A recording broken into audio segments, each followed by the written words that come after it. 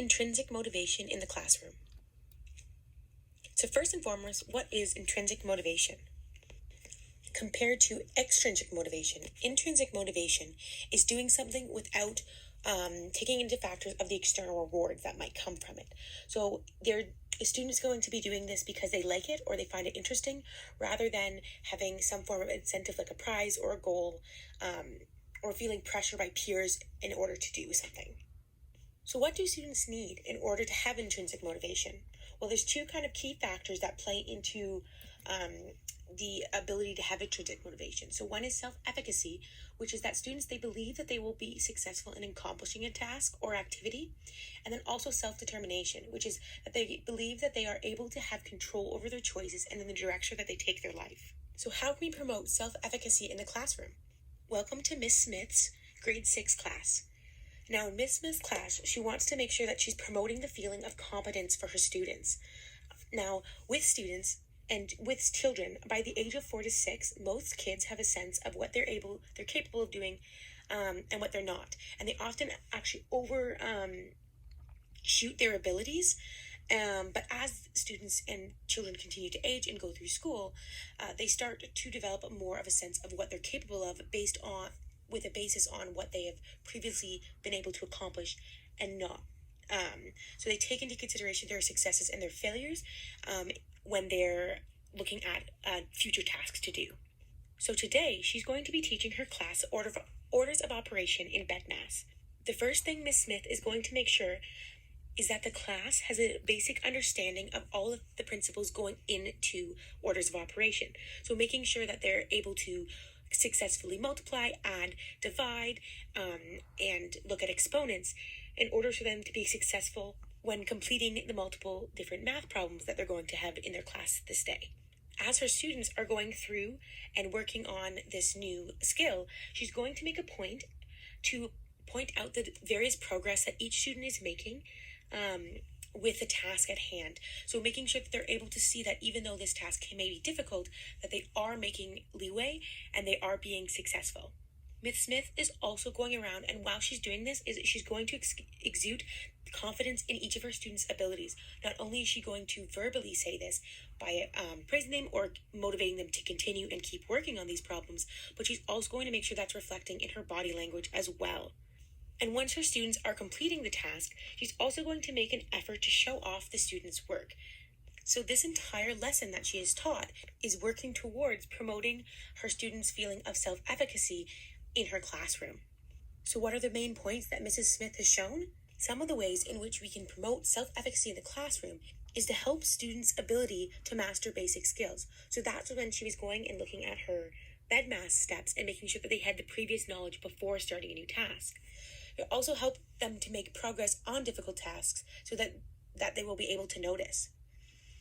It's also important to show confidence in the student's abilities, both verbally and with actions. Sharing and showing student success with peers also helps promote self-efficacy.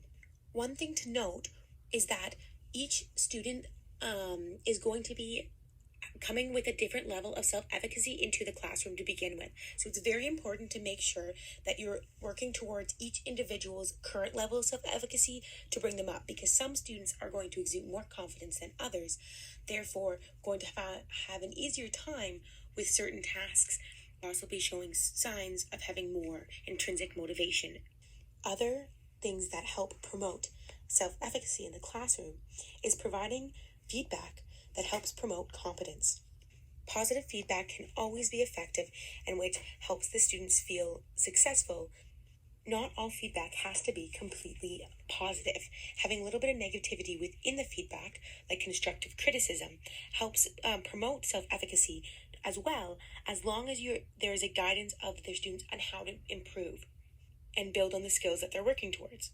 Different examples of this that you may come across in the classroom is either showing something like a feedback sandwich, which is giving a compliment, a positive feedback, then giving the student something to work on, as well as giving them the tools and how to improve, and then following it back with another positive thing, so in order to end on a positive note. This kind of feedback can also be seen in the terms of 3 stars in a wish, as giving 3 positive things and 1 thing you wish for the student to work on for next time.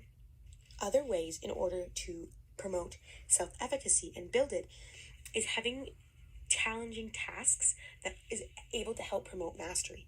Having a task that has a level of difficulty that's still able to be achieved with reasonable effort is something that can help push the students towards working hard, but then still feeling the sense of success in the end and not getting too frustrated because it is out of their realm of abilities. If we circle back to our previously stated idea about promoting student success once they finish a task and sharing it with the class, is it is also important that it's made sure that they're encouraging students to compare themselves to previous works that they have themselves have done and not to other people in the classroom. Because everyone's coming at different levels with different abilities, it's really important for them to focus on what they have improved based on tasks that they've done in the past, their successes and their failures, instead of looking at those around them, as everyone is learning at different paces. Because as students age, they're more aware of their past successes and failures, is that they're also going to be more aware of their other peers' past successes and failures. And in order to make sure that they're not paying attention to their peers' success while failing to see their own. And in terms of success and failure, it's important to make sure that errors do occur within their learning experiences, because errors and mistakes are going to happen no matter what stage you are in your life.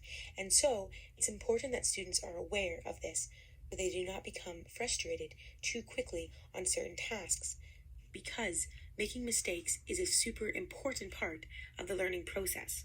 So why is self-efficacy important? With higher levels, students tend to want to further explore tasks without prompting, and they're more likely to continue working on tasks even if they're experiencing multiple difficulties within that certain task. If we go back to the idea of mistakes and errors happening, once the students are comfortable with the idea that errors are going to happen in their learning experience, they're less likely to get frustrated and continue pursuing more difficult and challenging tasks in their future. Now let's look towards how to promote self-determination in the classroom. One of the ways to promote self-determination is to present rules and instructions in an informal way rather than a way that is controlling. That's to say that sharing a rule with your class, instead of just simply stating the rules and expecting them to follow, the reasons behind these rules are also explained. It is also important to allow students to have opportunities to make choices, whether it is helping them to build classroom expectations or deciding on certain subjects for projects.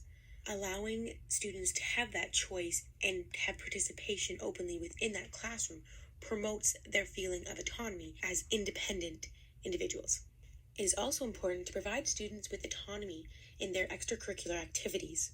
Having student-led groups, clubs, and extracurriculars helps them build their interpersonal communication skills, as well as building their self-efficacy and self-determination. It also helps for them to develop initiative towards tasks, but still making sure to give guidance to those students. Another form to promote determination is the use of non-controlling evaluation tactics on student performance. So having an opportunity for students to do a self-reflection, as well as having a clear outline as to the expectations, helps give them a better idea of what to work towards and what to improve. Students are working towards successful things or completing a task.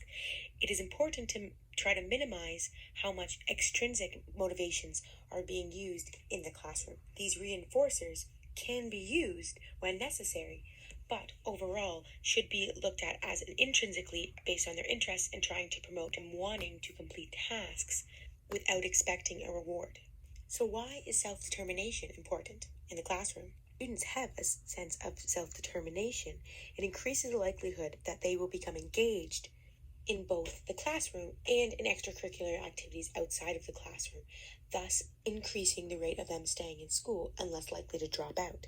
When we look at the opportunity for students to make choices in regards to their education and other things within the classroom, when they are able to make those choices, they're more likely to be interested in what they're doing.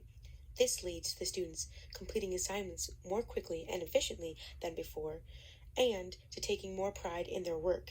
When students are given the choice, even students who have behavioral issues are less likely to misbehave in class when they are more interested in the subjects that they are learning. So overall, utilizing strategies that promote both self-efficacy and self-determination within the students for a classroom helps boost the intrinsic motivation that students may have, further pushing them towards looking for tasks because they're interested in something and exploring those tasks and other subjects than doing it simply to obtain a prize or praise. A very important thing within the classroom is creating a space in which students feel safe to make mistakes and take risks. Without them making those mistakes and errors and taking those risks, they're not able to move forward and learn various problem-solving techniques and resilience for other tasks and other difficulties that they're going to come across, not only in their educational experiences, but in their life in general. By promoting self-determination and self-efficacy in the classroom, not only is students' academic performance going to be increasing, but also helps increase their well-being as well. When a student is intrinsically motivated compared to extrinsically motivated, they tend to have higher achievements and also higher motivation, whereas using extrinsic rewards, it can overall lead to lower quality motivation and performance in various tasks. Having self-efficacy and self-determination can help foster students' adaptive capabilities. As previously stated, when we look at the classroom environment in which we are promoting this self-efficacy, it is just as important in which that the teachers are presenting these skills as well as the students. When a teacher displays intrinsic motivation and is showing real-life example of what the students can expect in terms of their motivation, it also shows that they do not need an external reward in order to pursue certain tasks, compared to if they've only ever seen by example of those around them pursuing things for the sole reason of gaining something else, other than just knowledge. In a study by Ryan and Deci, 2020, on intrinsic and extrinsic motivation from self-determination theory perspective, definitions, theories, practices, and future directions, contemporary educational psychology, discuss the important roles in which intrinsic motivation plays within a classroom setting. This article goes on to compare and evaluate various different studies which all share the general conclusion in which intrinsic motivation promotes more positive outcomes within the classroom, all leading to higher and further academic success in the future. Thank you for taking the time to learn about encouraging intrinsic motivation in the classroom with self-determination and self-efficacy.